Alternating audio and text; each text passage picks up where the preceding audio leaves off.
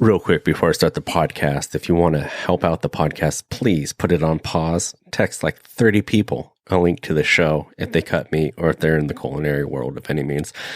Try to spread the show, try to grow the show, help us out. And another way to do that is leave a comment and review us on iTunes. It really helps, pushes us up on the algorithm. Right now, if you type in the word meat, we are the number 2 result. I want to be number 1. Number 1, people, come on now. It's not all on you. It's a joint effort. If you want to support us. What up, meatheads? This is Travis, American Butcher, and this, well, my friends, this is the Meat Block Podcast. Man, I'm not a good podcaster at all. I make too many jokes. I leave in a lot of ums and pauses, and sometimes I drink a lot, and then I record, and it turns out weird. Man, I don't. People are gonna find me out, and I'm gonna suffer. I'm just joking. I'm fucking great at this, and this episode is about imposter syndrome. Good cutting enhances the quality of good meat. Poor cutting results in an inferior piece of meat, regardless of quality. Bunzl Processor Division has been in the food, processing, and packaging industry for over 135 years, offering over 35,000 of high-quality products designed specifically to meet the needs of the meat processing, butchery, food processing, and janitorial industrial industries. Bunzl Processor Division also specializes in packaging equipment and supplies, offering the Multivac P-Series line of chamber packaging machines, as well as the Clarity line of shrink bags, roll stock film, and vacuum pouches. They have numerous product experts and outstanding customer service. And let's not forget, free UPS ground shipping on all orders over $400 or more. That's bunzlpd.com. Once again, that's bunzlpd.com. In all sincerity, though, besides being the world's best podcaster, I truly do suffer from imposter syndrome. And it's not like in a false, modest sense. And I used to be really confident, and some things happened in my career, and then mixed with my personality, that kind of just rattled me and just kind of like sowed the seeds of self-doubt, where I'd be, even last week when I was hanging out with all those butchers and everyone's talking about and using Latin names and talking about these cuts and just basic stuff, I'm just smiling and nodding, and I felt like I was certainly lost with the kitchen terminology. I did pick up, the corner hot and right behind you sharp, but I actually knew that before. I actually was seamless in that response, but when it comes down to like prepping techniques and like I know mise en place, and I know how to set yourself up for success using lean manufacturing and different tools that I've gathered throughout my career. But if there was like cut this at that, like, or, mince or cut or whatever, I remember one time, first time I made a porchetta and actually seasoned it. I made plenty of porchettas before, but as a cut and wrap facility where we just either opened up seasonings or had something prepackaged, we didn't make anything in-house. And I was mincing, I think rosemary to go into the porchetta, and I was cutting it really thin. And I remember the butcher, I was working retail at the point, it's like, wow, you're really bad with a knife. And I got like, what? Fuck you, dude. Because I was slicing it like as you would, a butcher. Like, never used a chef's knife before. People talk about like knife skills and all that. It's just motions I've never done before. I looked down and looked at how he was doing it and how I was doing it. And he was right. I was terrible with the task at hand. But then, like, does he view this as the tunnel vision of through the skill level I feel I have, and his judgment is solely going to be on this one task that I'm doing? Or will he see past that in my greatness? But I am going to obsess that he won't. And then, well, if I can't even cut this rosemary correctly with a chef's knife, what else can I do? What if he tells people he can't even cut rosemary right? Oh, fuck. Ugh. Ugh. And there comes that good old friend of anxiety who just, it's like, hey, haven't seen you since junior high. How are you doing? Do you want to hang out? Sure. But a lot less crying this time. Being a product of, coming of age in the mid-90s, I started going to therapy when I was really young. Classic 80s kid, product of divorce. 1 week here, 1 week there, etc. Therapy. And the therapist told my mom, Beverly is my mom's name. Not too many kids nowadays named Beverly. But, it's usually hard to get kids to talk about their emotions. And Travis, it's like he doesn't shut up about his emotions. He's always talking about how he feels and how things affect him and all this stuff. So I guess you could say from a young age, I was emotional. I certainly wasn't in tune with them. I was more made aware of them. Then should have been no surprise when later in life I was diagnosed with manic depression or bipolar disorder or whatever the fuck they call it now. And yes, some days I feel manic and I talk like this and da-da-da-da. Then there's those days where I'm like, hi, this is Travis. Welcome to the Meat Block Podcast. And then go on from there. And imposter syndrome has that same thing where you could be flying so good in your career. And it takes one incident to just cut you down to size. So when people always ask me how long I've been in the industry, and I say I started cutting around this or this time, if you ever notice, I never give a real date. I never give a real time. Because in my head, it's that imposter syndrome that, like, what if this person doesn't think that's enough time? What if this person says, oh, this person doesn't know that much because he's only been in it for this amount of time? And same reason when I post something online, now my posts are things that, like, I meticulously go over because of the fear of being found out, of someone being like, oh, he didn't chime that right, or da-da-da-da. So what better way to get over that by entering myself into the largest butcher competition in the world and making the American team and, with the great cast of people on that team. And Danny, Paul, Brian, and Kevin, Cindy, and myself. And don't forget our manager, Tia.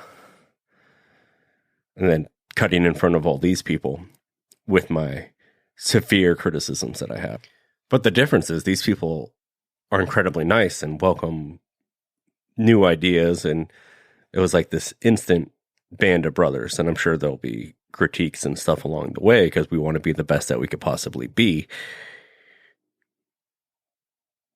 But in my career, and a lot of people do this when they face those criticisms, when they haven't had any for a long time.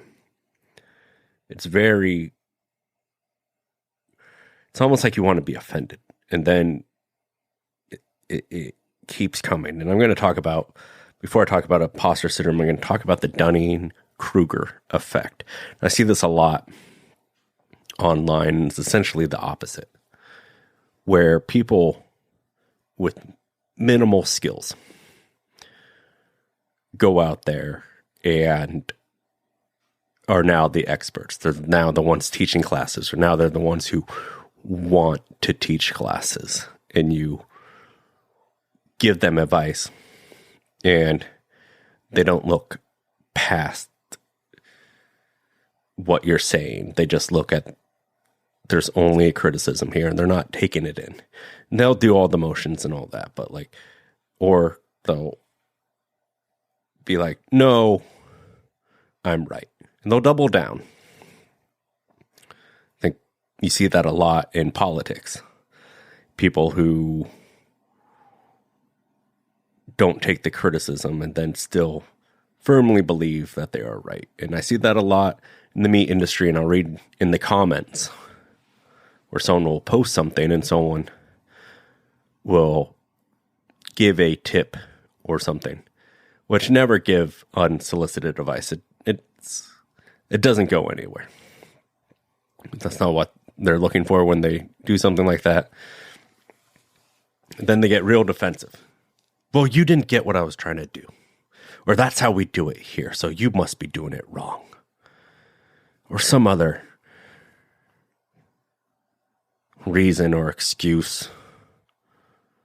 Or just the flat out, shut up, bitch. You let the comments go on forever, eventually it'll turn homophobic, sexist, and racist. It's the thing I hate about the internet.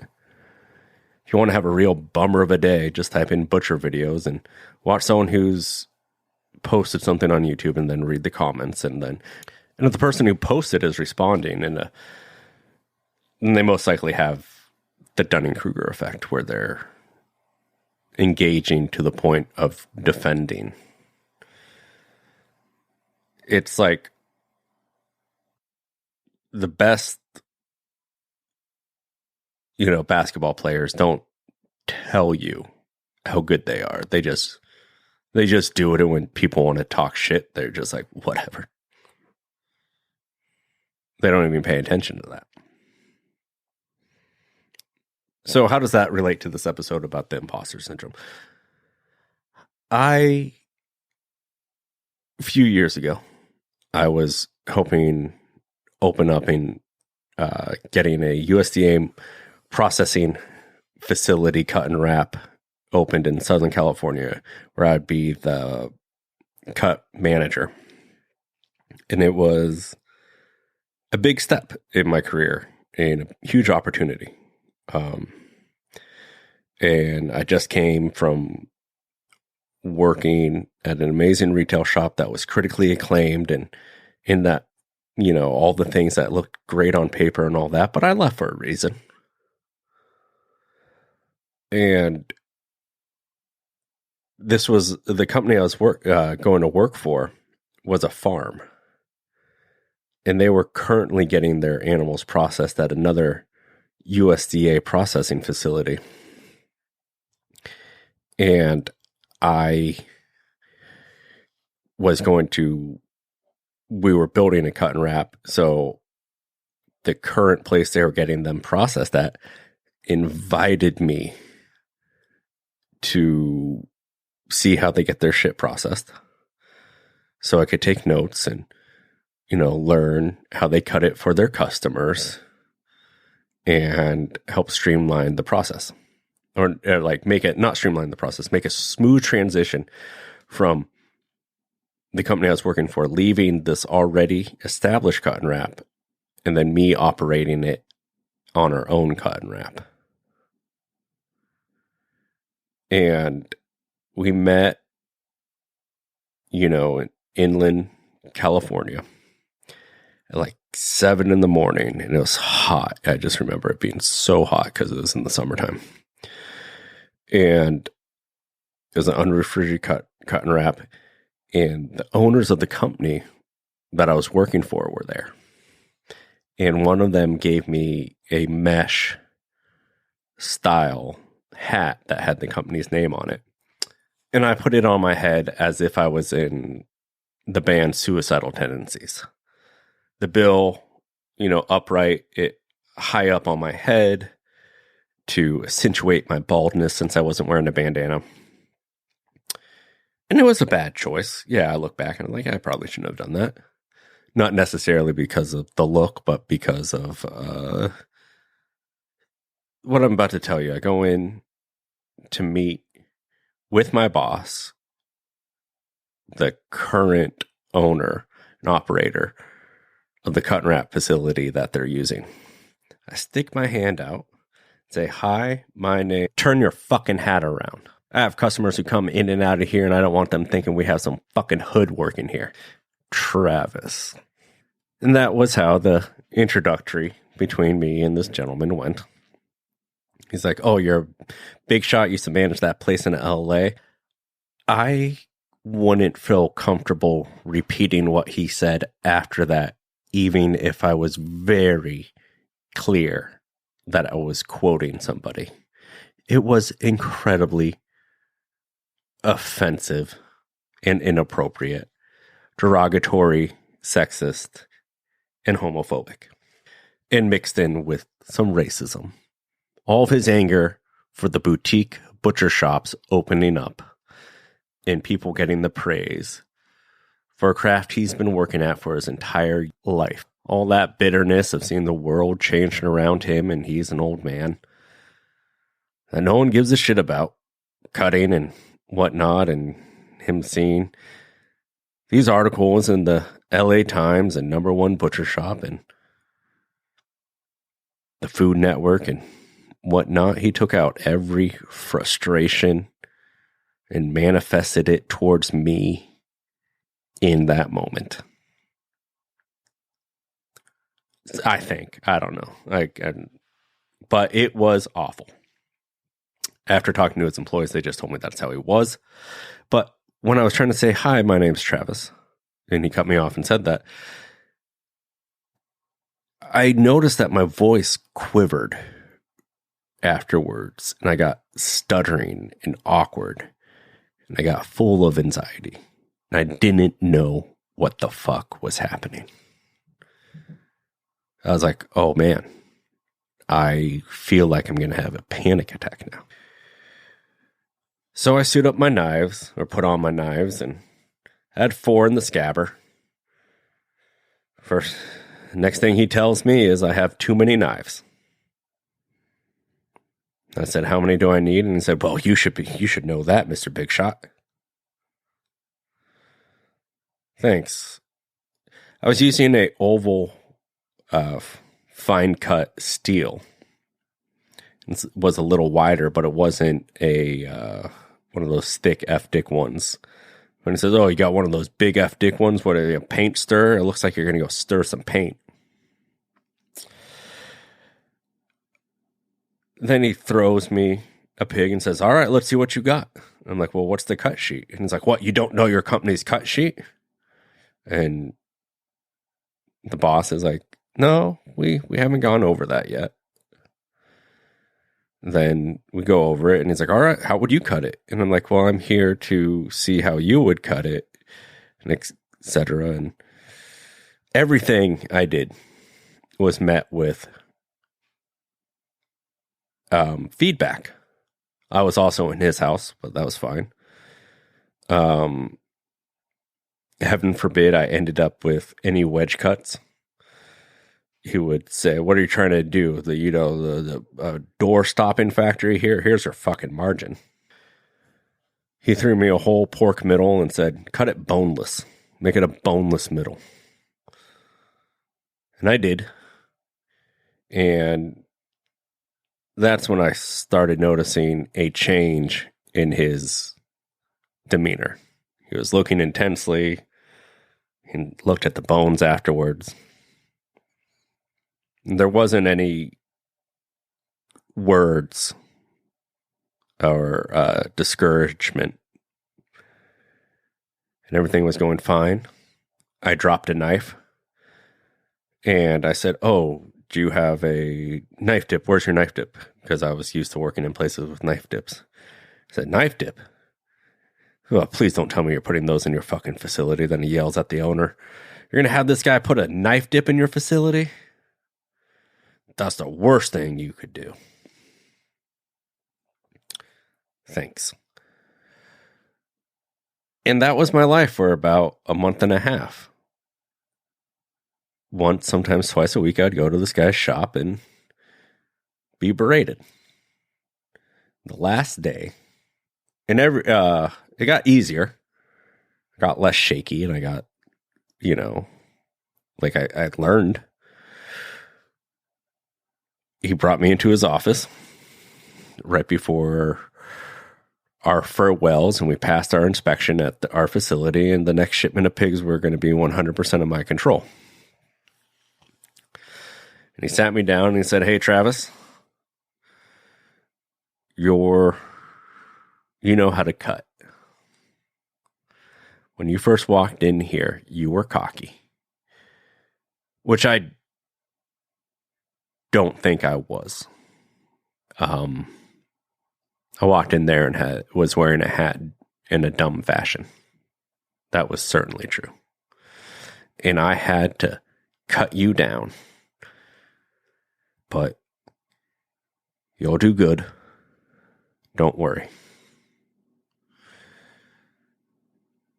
And I said, "Thanks." And I shook his hand. Didn't really think it was a life lesson I needed. But it also allowed me to have some great content for this episode. Now, David. Hey guys, Travis here. Just want to talk about how you could support our show is by supporting our sponsor, Bunzel Processing Division. And they offer a wide variety of disposables, everything from N95 mask, disposable gloves, even equipment like Jarvis lines of captive bolts, well saws, etc. They have a wide variety of cutlery. Their NX Pro series, exclusive to Bunzel Processing Division, is comparable to butcher cutlery out there right now for significantly less price. It's exclusive to Bunzel. Steels are great. They have a 7.5-inch rough cut steel with a polished tip that I love. I use their polished steel on the slaughter truck. Their lamb skinner is the best lamb skinner I have used, hands down. It's amazing. Please check out Bunzel Processor Division and the NX Pro Series cutlery. That's bunzelpd.com. Once again, that's bunzelpd.com. This week at the Meat Block Worldwide International Headquarters, we received an email from a friend of ours that contained a few questions regarding situations that we've all been in before. So we thought that it'd be a good idea to kind of address this on the episode because maybe, we could all benefit from some shared experiences and, knowing that other people go through these situations as well. So it's regarding, biting off more than you can chew, being in over your head. Maybe if you're a football fan, you've outkicked your coverage career-wise. You're in a place that you feel maybe a little bit underqualified for and you're wondering what to do. So here's the question. Hey, y'all. I started my career this past November, 2018, as a butcher's apprentice for a small farm-to-table butcher shop in Texas. I've always dreamed of working in a cut shop, and I'm finally doing it, and I'm loving it. A week and a half ago, I was quote-unquote promoted to head/lead butcher at our facility. I'm in no way comfortable with saying that I'm a head cutter. I feel like I need more experience and possibly a mentor that could meet up with me once in a while and I could learn from him. So my question is there anyone that is in or near this particular area that I could possibly talk with and hopefully continue to learn from? Oh man, I've been in this situation before. Thrust into a position that you're not necessarily ready for, or maybe mentally you're ready, but there's no training program to get you there. there's no precedent set for how to, usher people into new positions. I've definitely been there before, and I think that happens more often than not, especially when people are getting into management roles. There's not a lot of formal training when it comes to management. It's just kind of like watch who did it before you and try to do it that way. I could think of several times where I've landed an awesome job that I wanted, but was maybe from certain angles underexperienced. My first real kitchen job, like actual restaurant kitchen job, I was not ready for that. And I had to learn really quickly on the job. I mean, I didn't even hardly know how to cut an onion. So that was absolutely nerve-wracking. My first supervisory job, where I was working in a large retailer, and just kind of got thrown into the position of being a supervisor with no training whatsoever. It was a disaster. I've told about that experience on the show before. My first fine dining job, like working on the line, working a saute station at a pretty high-end restaurant when I had never really worked saute before. I definitely bit off more than I could chew. The first time I was a short order cook. Oh my God. It was at this diner that served between 500 and 600 covers a day for breakfast, and on the weekend, even more for brunch. And I got thrown into the fire of working on the saute line there, and it was a nightmare, and I did not do well. This was a time that I did not do well the first time. First time I got into slaughter management, that was a pretty nerve-wracking situation that I wasn't necessarily ready for, etc. Anyways, you could just go down the line. I'm sure everybody could cherry pick situations that maybe you weren't necessarily ready for. I have a very different approach now to this type of situation, which we'll get to. But what about before? When I've been in these situations before, what has gotten me through? Probably a combination of things. First one is, passion. Obviously, this fella is passionate about his job. And that can take you a really long way. You can do some pretty surprising things when you're feeling passionately and determined about something. Common sense kind of got me through on some of these jobs, just using my own, personal inherent skill set, to navigate through situations and hope to come out okay on the other side. Lots of boxed wine, I think, in my younger years helped a lot. Perfectionism, asking lots of questions, finding someone to admire, to look up to. All these things can help you. Just a quick Google search in your area showed a lot of different kinds of shops there. So what exactly is it do you want to accomplish? Do you want to learn how to kill? Do you want to learn how to break whole animal more efficiently? If either of those are the case, I'd suggest finding a custom exempt cut and wrap that's doing farm kills and mostly red meat, and one that operates on the weekend. So if you're Monday through Friday or whatever your weekend is, find a place that's an operation and get a job. The other 2 days a week, you're going to be working 7 days a week for a while. I know that is really tough, but it's a solution. And if you can go through a period very dedicatedly and passionately and with hard work and learning on your mind for a short amount of time, it can be a great way to accelerate that process. Having somebody else there to mentor you or to look up to, or even if the cut shop doesn't know that, even if you're just kind of silently being mentored by the people around you, that can really go a long way. Do you want to learn retail? If you want to learn retail and you're currently in a situation where you don't have that much experience doing retail beef, I'd say find yourself a little grocery store and get in there and cut box meats, because you can put two and two together. If you know how to break into subprimals, maybe some box cutting for a while would be a great way to expand your skill set. Find a little grocery store that'll take you. Do you need to learn about HACCP? Do you need management skills?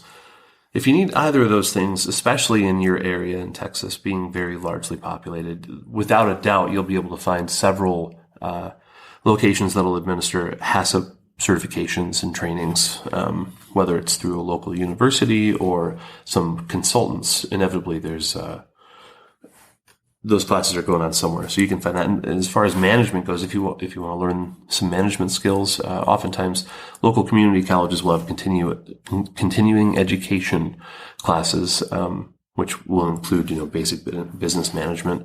Sometimes you could take a certificate course, and it's night school. So there's a lot of different options. But what I would suggest, if you feel like you're really over your head, is to go back and you could do a SWOT analysis on yourself and be really honest, and then come up with a development plan when you identify what your weaknesses are. And you could go forward from there. When you do the SWOT analysis, you start to identify opportunities based on what your weaknesses and threats are, and you may find a lot of resources in your community where you can hone in the skills that you need just in part-time. Work a couple jobs for a while, work 3 jobs for a while. I know it's going to be tough, but it's going to be totally worth it in the end, because ultimately, like, this is college for this particular trade. I mean, according to the University of Michigan Flint, you should spend 2 hours studying for every per week for every credit hour. So if you've got 14 credit hours, which I think is a pretty common class load, that's 14 hours a week. And then multiply that by 2 to get your total study hours. That's a total of 42 hours a week. And if you're in school, you're going to have to work at least 16 hours a week to have some spending money. So, you're in the 60 plus hour a week range if you're in school and you're learning something. And here you're learning and you're also getting practical experience and you're getting paid for it. So I say don't be shy about logging a lot of hours right now when you're, early on in your career. And if your body's up for it and your mind's up for it and you've got a good routine to take care of yourself, I say go for it and find a second job or a couple second jobs where you can learn the things that you're looking to learn.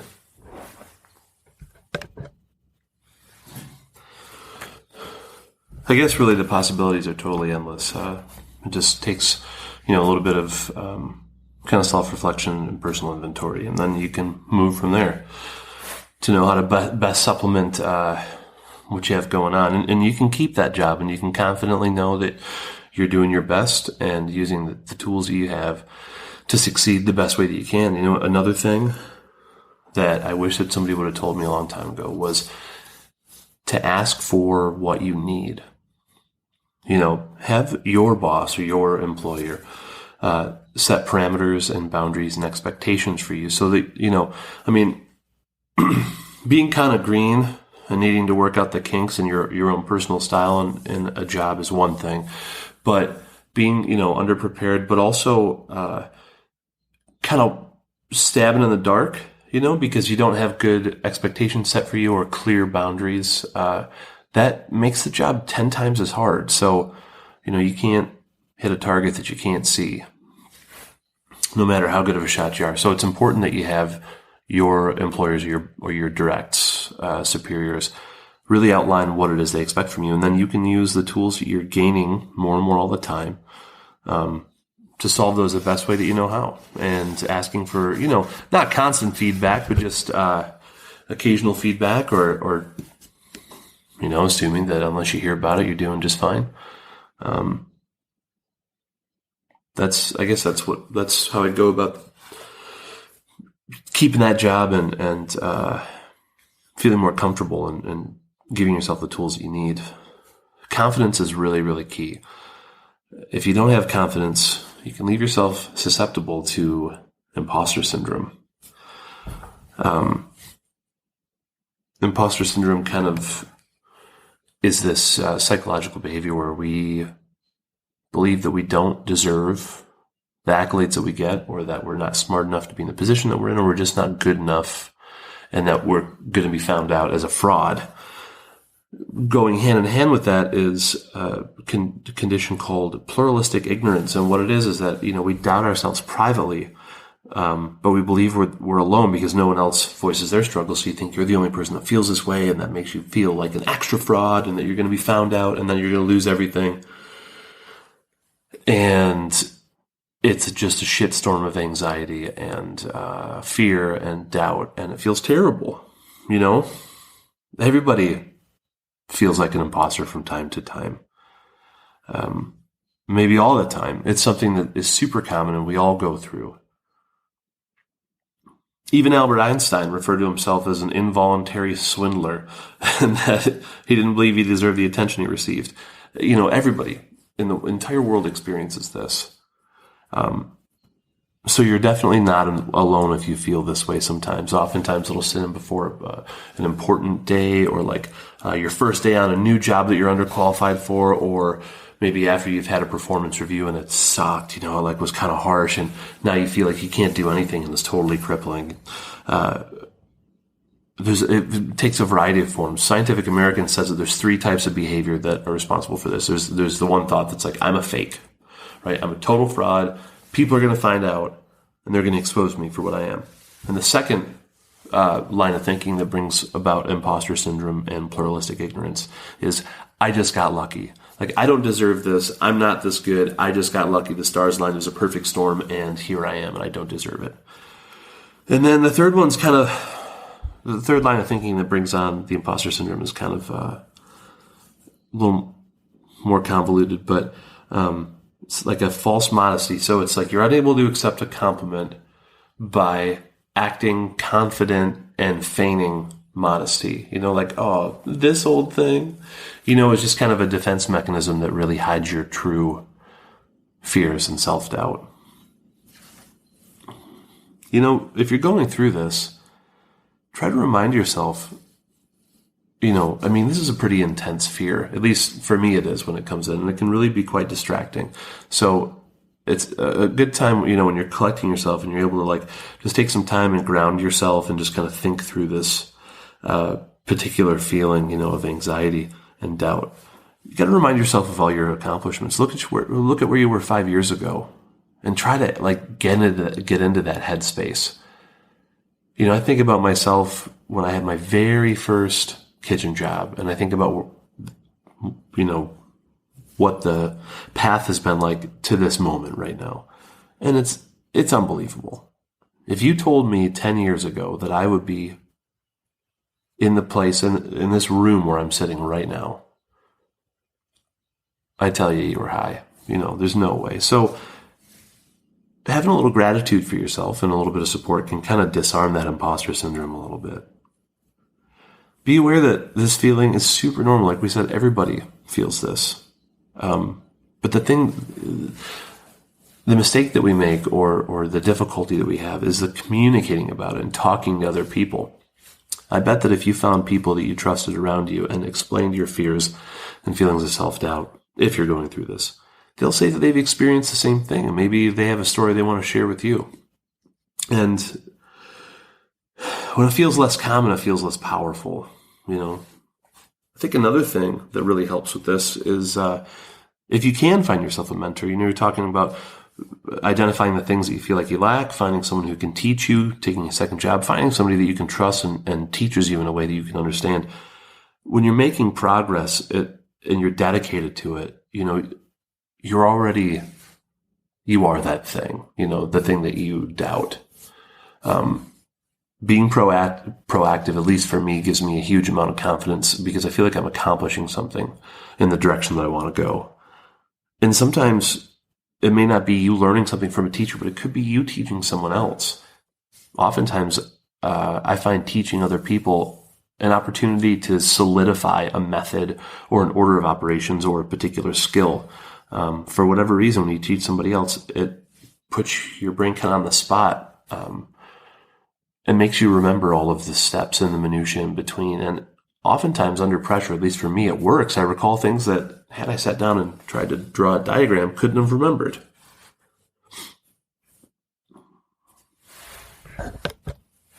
Another thing I suggest, and I don't mean to get self-deprecating or be really hard on yourself, but it's a good idea to set up a framework where you expect initial failure when you try something. Because in a lot of instances, failure is equally, if not more, valuable than achievement, because you learn what not to do, as long as it's not dangerous. Not all failures are created equal, of course. There's a spectrum, right? There's like blameworthy fails and praiseworthy fails. There's the Harvard Business Review put together a spectrum of different failures, and the blameworthy end of the spectrum is really like negligence, deviation, like you choose to take a method that is not proven or does not work.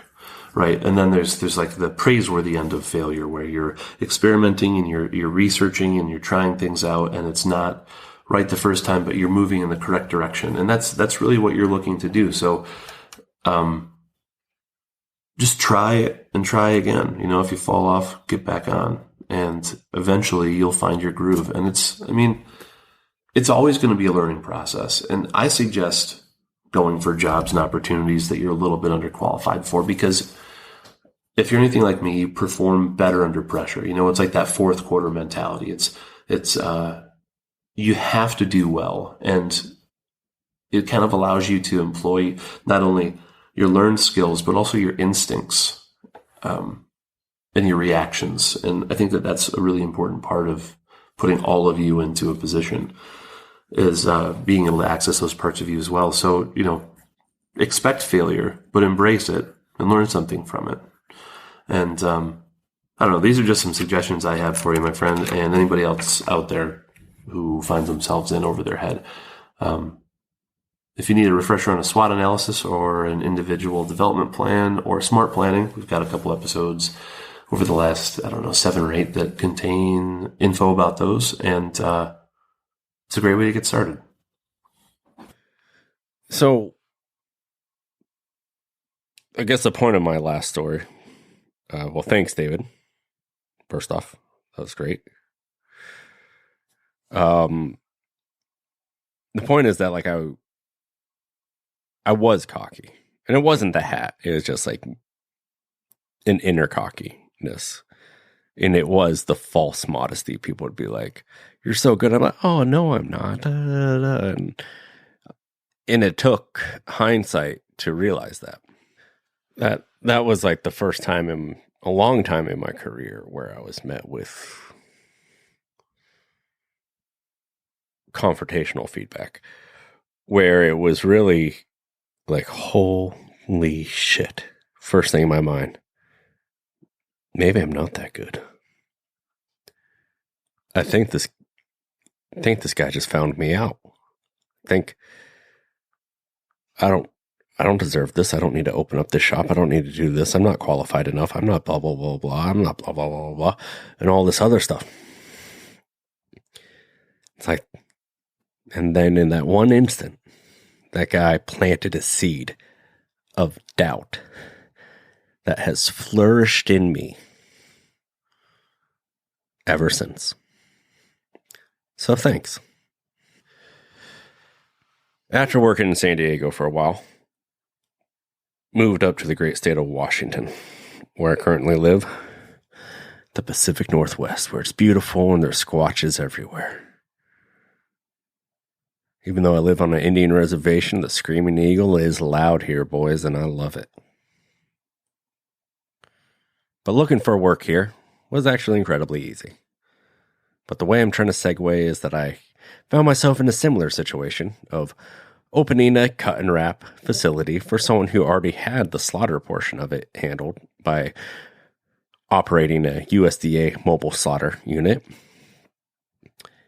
But in this unique state, I would take it from the unit and then deliver it to a cut and wrap facility in Bow and cut it with their butchers.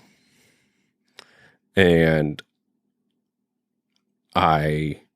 first time I did that, I wore a hat in a more conventional manner.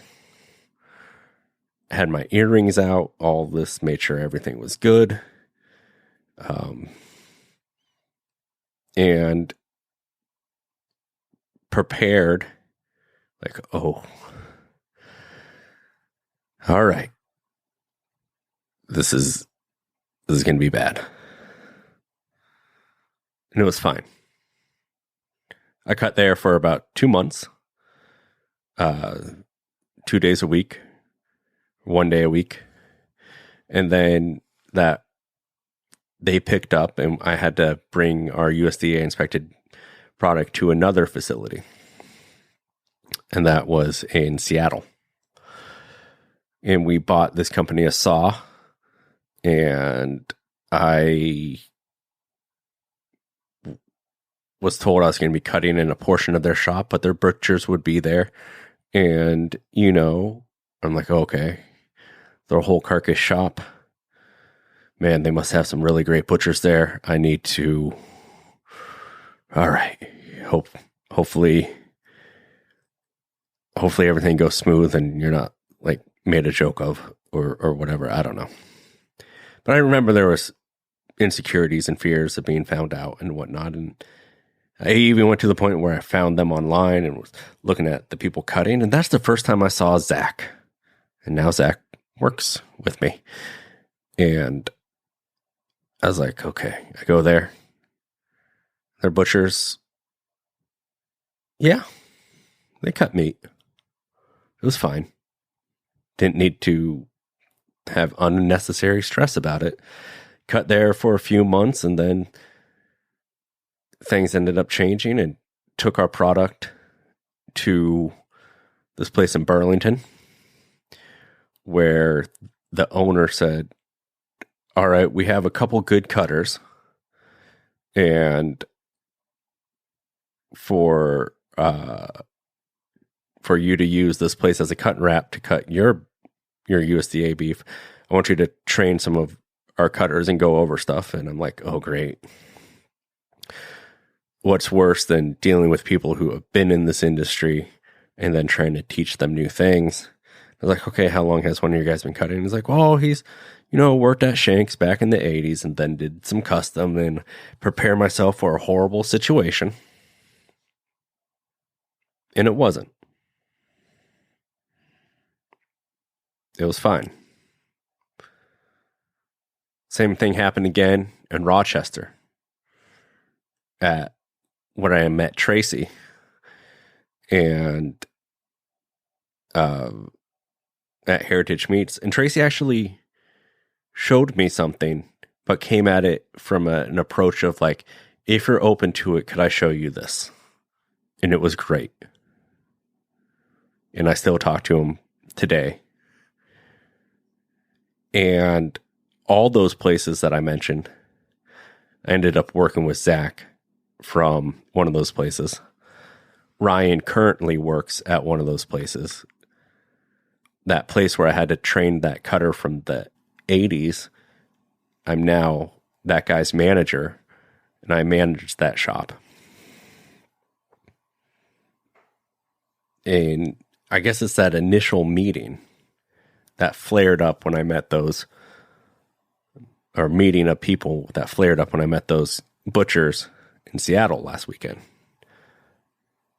Where it's, oh no, people are talking about other stuff and blah, blah, blah. I don't need to be here. I don't know what they're talking about. I am in over my head.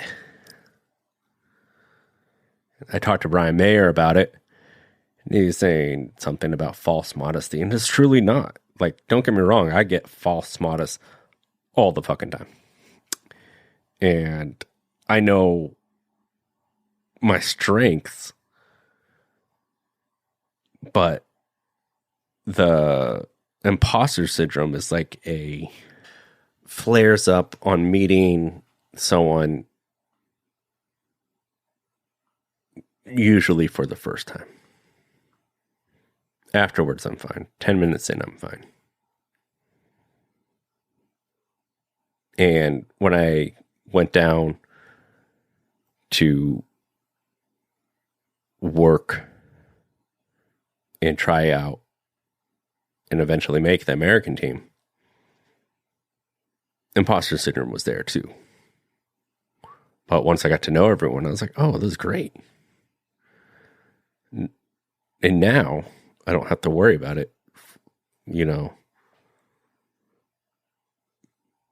Yeah. I don't know. I think there's something deeper there. Guess the moral of this episode is Don't let one bad thing like ruin it. I've had many bad things in my career. But I truly focus on that one moment and that one story and me wearing that hat like I was shredding the nard in California in 1987. Until next time, keep your knife sharp and live in the margin.